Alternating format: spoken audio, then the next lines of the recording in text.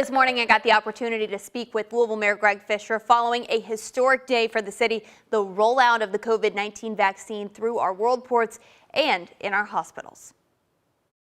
Yesterday was a great historic day in Louisville with the vaccine. I mean, finally, there's some hope with this coronavirus that's just been ravaging the country right now. And while we've got a long way to go, it was wonderful to see the vaccines taking place at University of Louisville, the super critical role that UPS's Worldport is playing with distributing the vaccine. So I just want to encourage everybody now that that's here, let's really keep the strength on wearing face masks and distancing, hand washing, so that we can bridge that time between now and when you get your vaccine, so that we can get back to a normal life, if you will, pre-pandemic, open up our economy more, have our family gatherings, be able to hug that grandchild or loved one that you have. So very good news yesterday, but still a lot of work to go. So let's keep the strength.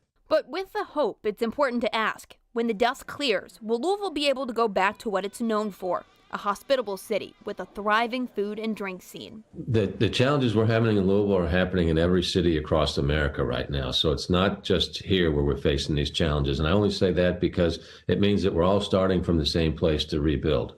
So we've got the same assets that we had before the pandemic. When you think about the new hotels and expanded convention center, the spirit of our restaurant industry. So I'm thinking it's all going to be coming back. Louisville's within 2/3 of America's population in terms of a day's drive. So in terms of tourism and people coming for Bourbonism or the Ali Center or the Slugger Field, Derby Art Museums, all of that's still here. So we're positioned really well to come back.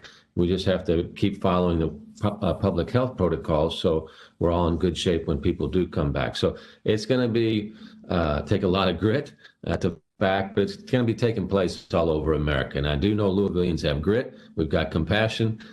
So we'll be okay. It's just going to take time to get there, and we'll do it together. Even as we move closer to the end of the pandemic, Mayor Fischer wants to remind the public and businesses who have gotten in trouble for mask violations or crowd size to stay strong. Infection levels are at record highs. So while we have the vaccine, that's great. But the reality is that more and more people are getting sick.